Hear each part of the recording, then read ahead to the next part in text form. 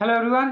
कैसे हैं आप सभी। स्वागत है आप सभी का इस चैनल पे। मेरा नाम है नमन श्रीवास्तव और आज हम लोग डील करने वाले हैं कुछ क्वेश्चंस को जो कि है किसके रिलेटेड, क्रॉस प्रोडक्ट से रिलेटेड। क्लियर है बात।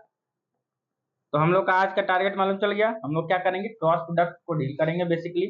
और चलिए शुरुआत करते हैं सबसे पहले क्वेश्चन से। पहला क्वेश्चन क्या कहता है, vector A dot vector B जो है वो vector A cross vector B के बराबर है, तो एंगल दोनों के बीच कितना होगा। बेसिकली ये बोल रहा है मेरे पास दो वेक्टर है ए एंड बी, इन दोनों का जो डॉट प्रोडक्ट है ना ये इसके क्रॉस प्रोडक्ट के बराबर है, तो इन दोनों के बीच का एंगल कितना होगा। जरा सोच के देखो कैसे होगा। दो वेक्टर के बीच का डॉट प्रोडक्ट को कैसे लिख सकते हो, ए डॉट बी को कैसे लिख सकते हो। देखो vector A dot vector B को हम लोग कैसे लिख सकते हैं, जरा ध्यान से देखो। Vector A dot vector B को हम लोग कैसे लिख सकते हैं, ए बी कॉस थीटा लिख सकते हैं कि नहीं लिख सकते हैं, बिल्कुल लिख सकते हैं।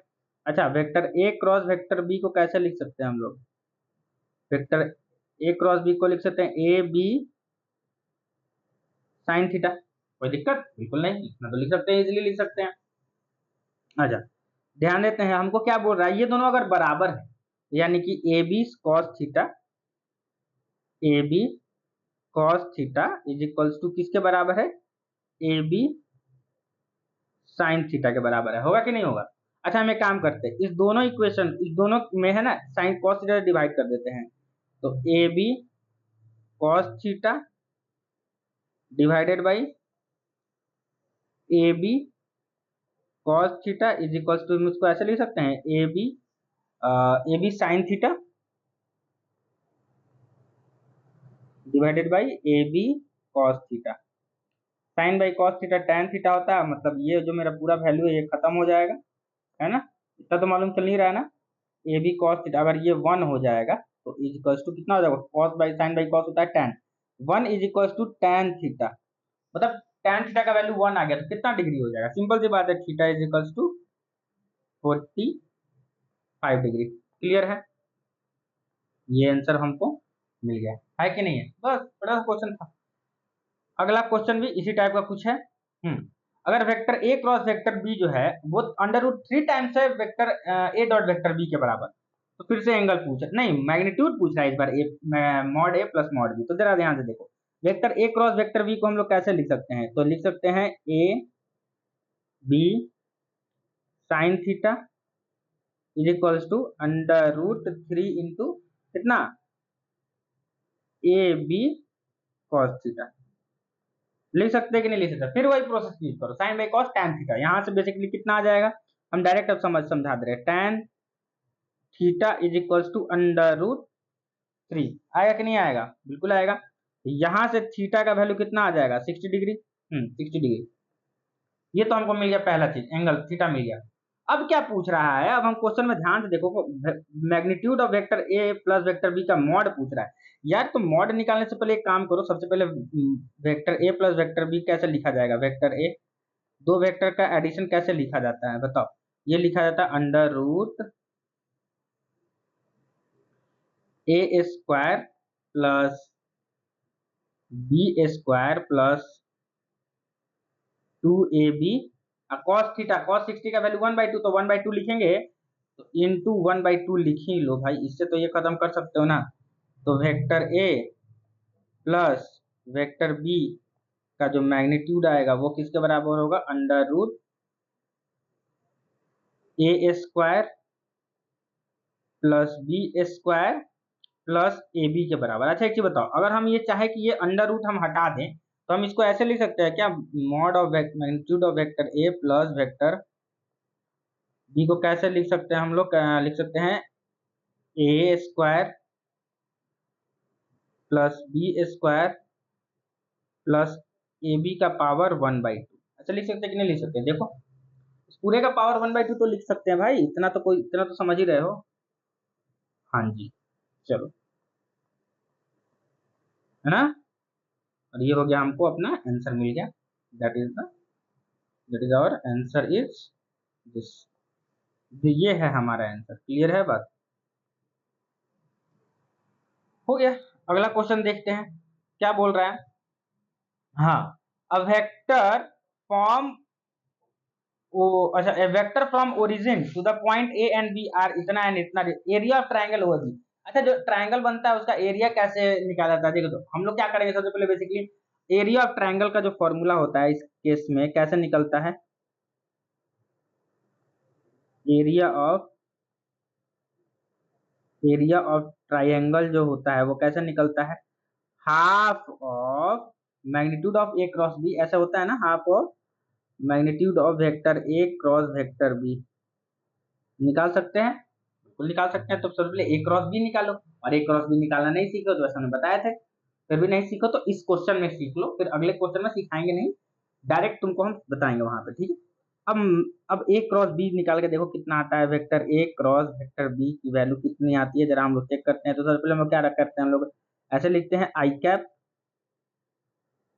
इधर जे कैप, इधर के कैप, ठीक है। अब जरा ध्यान से देखो, आई वाले कंपोनेंट को आई वाले के साथ देखो, देखो 3i है तो आई के सामने 3 लिख देते हैं, मतलब ये पूरा को यहाँ पे लिख दो पहले, आई जे के पूरा के वैल्यू को यहाँ पे लिखो एक जगह पे, मतलब 3 हो जाएगा, सॉरी इसको ब्लू कलर से लिखना था, चलो लिखो ये 3 आई के जगह पे, जे के जगह पे -6 और के जगह पे 2। फिर आई के जगह पे हमको क्या लिखना है, 2 लिखना है, जे के जगह पे 1 लिखना है और के जगह पे -2 लिखना है। हो गया ना, बस इतना ही तो काम था अपना, इतना ही तो काम तो हो गया क्या, अरे गुरु ऐसे नहीं हुआ अभी, है ना। अब क्या काम है, ए क्रॉस बी निकालो। सबसे पहले देखो तरीका क्या होता है, आई वाले पूरा टर्म को ढक दो, इसको पूरा ढक दो, फिर इसको इससे मल्टीप्लाई करो, माइनस का साइन लगाओ, इसको इससे मल्टीप्लाई करो, ठीक है। ऐसे ही होता है ना, करके दिखाते हैं, देखो एक करके दिखा रहे हैं सिर्फ अभी हम, आगे नहीं बोलना करने को। आई कैप यहाँ पे रखा हमने, और क्या करेंगे, -6 को 2 से मल्टीप्लाई कर देंगे, -6 इंटू -2 है, सॉरी -2, फिर माइनस कितना, -2 इंटू 1, ठीक है। ये तो आई कैप हो गया, फिर माइनस का साइन लगाएंगे, फिर आई के बाद जे कैप। अच्छा, जे कैप में क्या लगाएंगे हम लोग, देखो जे कैप लगाए हैं तो जे कैप को पूरा ढक दो, ये वाला पूरा पोर्शन ढक दो, इसको देखो ही मत, है ना। फिर इसको इससे मल्टीप्लाई करो, इससे माइनस इसको इससे मल्टीप्लाई कर दो, ठीक है। 3 इंटू -2, 3 इंटू -2, फिर माइनस कितना, 2 इंटू 2, 2 इंटू आई जे, फिर के कैप प्लस के साथ, अब प्लस के साथ के कैप साइन रिवर्स कर चलना है, ठीक है। अच्छा, अगर हम के कैप लिख रहे हैं, के कैप लिख रहे हैं तो इस पूरे को ढक दो, इसको इससे मल्टीप्लाई करो, माइनस इससे इससे मल्टीप्लाई करो, ऐसे आएगा ना। तो प्लस कितना हो जाएगा, के कैप अगर ऐसे लेते हो तो आ जाएगा हमारा कितना, 3 इंटू 1 -6 इंटू 2। तो ये इसको अगर सॉल्व करोगे तो देखो कितना आता है, बेसिकली इसको सॉल्व करने पे आएगा, देखो 6 इंटू -2 कितना हो जाएगा, -12 और -2, -12 -2 माइनस, तो -12 हो जाएगा, इसमें से माइनस कर देंगे 2, है ना, तो ये हो जाएगा 10, -10 आएगा ना, मतलब 10 आ जाएगा, सॉरी 10 आ जाएगा यहाँ पे, अगर इसको हम ध्यान से देखें तो ये हो जाएगा 10 I cap, sorry minus minus plus होता है ना, इसलिए आई कैप हो जाएगा, मतलब दोनों पॉजिटिव साइन है तो ऐसे मल्टीप्लाई करके हम लोग लिख देते हैं। अब देखो ये आ जाएगा 10 आई कैप, फिर देखो 3 इंटू 2, 3 इंटू -2 तो -6 अब -2 कितना हो जाएगा बताओ, माइनस नहीं नहीं सॉरी सॉरी, अब माइनस ओवरऑल है ना, तो तो माइनस यहाँ पे हो जाएगा प्लस कितना, -2 और 6 को 10 हो जाएगा, 10, हाँ सॉरी हाँ 10 आई के बाद जे कैप प्लस 3 1 3 हो जाएगा और 6 2 12, मतलब 12 और 3 15 के कैप। ये तो हमको क्या निकल गया, vector A cross vector B निकल गया। अब हमको क्या निकालना है, vector A cross vector B तो निकल गया, अब हमको निकालना क्या है, mod of vector A cross vector B बोल रहा है ना निकालने के लिए। देखो अब हमको एरिया ऑफ ट्रायंगल निकालने के लिए कैसे, एरिया कैसे निकलेगा, तो एरिया हो जाएगा 1/2 into mod of vector A cross B, तो 1/2, सॉरी पहले ए क्रॉस बी तो निकाल दो ना, निकल गया ना, तो इसका magnitude of A cross B निकालो, mod of vector A cross vector B कितना आ जाएगा, जरा सोच के देखो, जरा सोच के देखो, जरा सोच के देखो, हाँ ये हो जाएगा अंडर रूट, मैग्नीट्यूड निकालने का तरीका यही है ना, अंडर रूट 10 स्क्वायर, फिर प्लस कितना 10 स्क्वायर, फिर प्लस कितना 15 स्क्वायर, तो ये हो जाएगा अंडर रूट 425, यानी कि 5/√70। अच्छा, अब हमको क्या निकालना है, एरिया। एरिया इजिली निकल जाएगा। एरिया निकलेगा कितना, 1/2 ऑफ कितना, 1/2 इंटू 5/√17 इज इक्वल्स टू हो जाएगा 5/2/17। ये हो जाएगा आंसर। क्लियर है बात, बहुत आसानी से आंसर आ गया ये। ऑप्शन देखो। अब हम इस क्वेश्चन में इतना सॉल्व इसलिए किए हैं क्योंकि आपको ये जो चीज है ना, ये निकालना आ जाए। अगले क्वेश्चन में नहीं बताएंगे वाले हैं, ठीक है। चलो अगला यहाँ से देखो, अब क्लियर है कि नहीं है। अगला देखो, अगला क्या बोल रहा है। अब सिंपल सा देखो, अब एरिया ऑफ पैरेललोग्राम पूछ रहा है, तो पैरेललोग्राम का एरिया निकालना हो तो हमको सिर्फ इस बार हाफ नहीं करना पड़ता, एक क्रॉस भी कर देना पड़ता है। सिर्फ तो यहाँ पे लिख लो, एरिया ऑफ पैरेललोग्राम कैसे निकलता है। एरिया ऑफ पैरेललोग्राम कैसे निकलता है, सिर्फ हम लोग क्या करते हैं, मैग्नीट्यूड निकालते हैं, mod of vector A cross vector B. अब पूरा सॉल्व नहीं करेंगे, देखना हम लोग क्या करेंगे, यहाँ पे एक घंटा पाड़ेंगे, स्क्वायर मतलब आई जे के ऐसे लिख देंगे। फिर क्या लिख देते हैं, 5 -4 3 फिर 3 2 -1, और फिर हम लोग इसको आपस में मल्टीप्लाई कर लेते हैं। तो कितना आता है, अगर हम लोग मल्टीप्लाई करने के बाद अगर इसको पूरा सॉल्व करते हैं तो बेसिकली हमको आएगा, इसका वैल्यू जो आता है वो आता है 2i कैप। लिखो यहाँ पे, लिख लो यहाँ पे 2i cap plus 14j cap, मतलब ये जो सॉल्व करने पे आएगा हमको आता है 2i cap plus 14j cap plus 22k cap. 22k cap solve करने पे आ रहा है, हम अब तुमको बता नहीं रहे हैं, मतलब सॉल्व करके नहीं बता रहे हैं, ऐसा इसलिए क्योंकि तुम थोड़ा सा उसको खुद से सॉल्व करो, ठीक है। अब हमको मॉड ए क्रॉस बी अगर निकालना है, equals to under root 2a square plus 14 square plus 22 का होल स्क्वायर, है ना, प्लस 22 का होल स्क्वायर। तो अंडर रूट 4 प्लस 196 प्लस कितना हो जाएगा 484, ये हो जाएगा अंडर रूट 684। ये आंसर है, बिल्कुल आंसर होगा भाई। क्लियर है बात। तो इस टाइप से क्वेश्चन है, ज्यादा दिमाग नहीं लगाना इसमें। अब देखो, वेक्टर ए इतना दिया है, वेक्टर बी इतना दिया है, एंड परपेंडिकुलर टू, मतलब एक ऐसा वेक्टर बताइए जो इस दोनों वेक्टर के परपेंडिकुलर हो। कुछ नहीं करना है, सिंपल सा फिर वही तरीका लगाओ, दोनों वेक्टर क्रॉस प्रोडक्ट निकाल दो, जो आंसर आएगा वही इसके क्या आएगा। तो यहाँ लिखो आई जे के, फिर लिखो 1 2 -1 2 3 4, है ना। अब इसको क्रॉस प्रोडक्ट निकालोगे तो कितना आ जाएगा, ये आ जाएगा 11i cap -6j cap -k cap, ठीक है, और यही आंसर हो जाएगा। क्लियर है बात, क्लियर है। अभी एक होमवर्क क्वेश्चन फिर आपको आएगा, ये क्वेश्चन होमवर्क है आपका।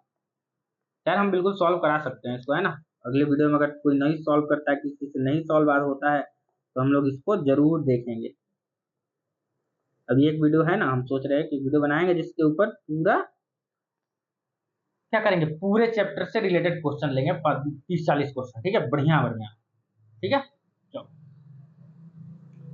बहुत अच्छा आसान क्वेश्चन, बच्चों वाला, कोटा फैक्ट्री में नहीं बोलता कराते हुए भी शर्म आ रही, वो वाली टाइप का क्वेश्चन है। यार स्केलर प्रोडक्ट ऑफ दो वेक्टर का वैल्यू है 8, मतलब A dot A B cos theta का वैल्यू है कितना, ए बी कॉस थीटा का वैल्यू है 8, ठीक है। And vector product is 8 root 3, A B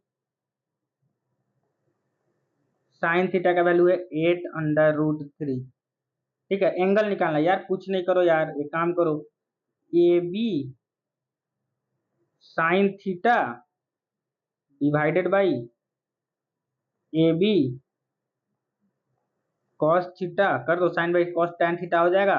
तो 8/√3 डिवाइडेड बाई 8, ये हो जाएगा sine by cos tan theta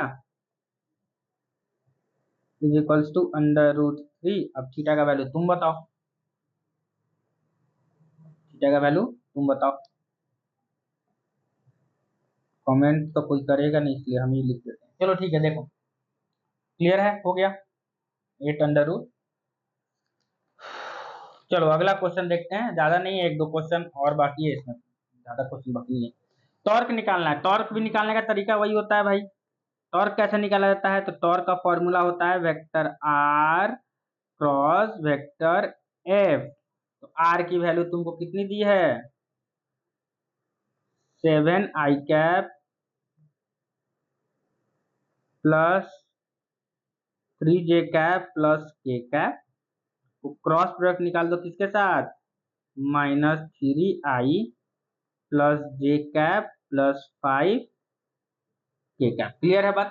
cross product निकालो, आंसर आ जाएगा। क्रॉस प्रोडक्ट जब तुम निकालोगे तो इसका आंसर आएगा तुमको कितना, 14i minus 38j plus 16k। अरे ये वाला बी आंसर आएगा। अब क्रॉस प्रोडक्ट निकाल के तो नहीं दिखाएंगे हम तुमको, है ना, हिंट बता दे रहे करना क्या है, निकाल के दिखाएंगे तो फिर क्या फायदा हुआ है ना। चलो अगला क्वेश्चन है, ये है होमवर्क, ठीक है, सॉल्व करो। और एक लास्ट क्वेश्चन, 10th क्वेश्चन देखो, एक लास्ट क्वेश्चन करो, इसको देखो क्या बोल रहा है। For the given vector, for the vector shown in the figure इतना एंड इतना, वैल्यू है 5 इंटू ए क्रॉस बी। तो पहली बात तो vector A cross vector B निकाले, तो वेक्टर ए का वैल्यू कैसे लिखा जाता है, वेक्टर ए है किसके बराबर, देखो ए हो जाएगा वेक्टर, सॉरी पहले ये डायरेक्ट क्रॉस प्रोडक्ट निकालो ना यार, vector A cross vector B क्या वैल्यू डायरेक्ट निकालो, vector A cross vector B, इसको हम लोग क्या लिख सकते हैं, वेक्टर ए का मैग्नीट्यूड कितना है, 10 इंटू 5 इंटू कॉस 60, ठीक है, आ रहा है। तो ये आ जाएगा तुम्हारा कितना, 25, सॉरी सॉरी कॉस कैसे कर दिया, साइन 16 आ जाएगा यहाँ पे,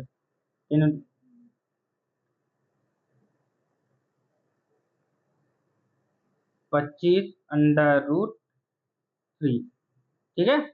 अच्छा अब हमको क्या निकालना है, 5 times of A into 3 times of B का मैग्नीट्यूड। तो देखो 5 इंटू 3 बाहर निकाल लो, और vector A cross vector B इधर कर दो, कोई दिक्कत है क्या, तो ये हो जाएगा 15 times of vector A cross vector B के बराबर। तो ये हो जाएगा 15 इंटू 25√3, यानी कि हो जाएगा 375√3, that is the answer. Clear है बात, क्लियर है, हो गया, इसके बाद क्वेश्चन है भी नहीं, क्लियर है। तो यही कुछ था, कुछ वेक्टर से रिलेटेड थोड़े मोड़े सवाल थे, है ना। और हमारा जो अगला वीडियो होगा वेक्टर पे, अब कुछ तो है नहीं बचा, एक वीडियो ट्राई करेंगे बाद में, अभी तो नहीं, कि पूरे चैप्टर के अंदर से जो जो इंपॉर्टेंट टॉपिक्स है उसको कवर कर दे, हो गया, ऐसा कुछ बचा ही नहीं रहेगा। तो फिलहाल के लिए इसको यही एंड करते हैं, और अगला जो अनाउंसमेंट है कि अगला चैप्टर क्या है, इसके लिए हम लोग एक नए वीडियो में बिल्कुल आएंगे। Till then take care, have a good day, thank you so much for being here.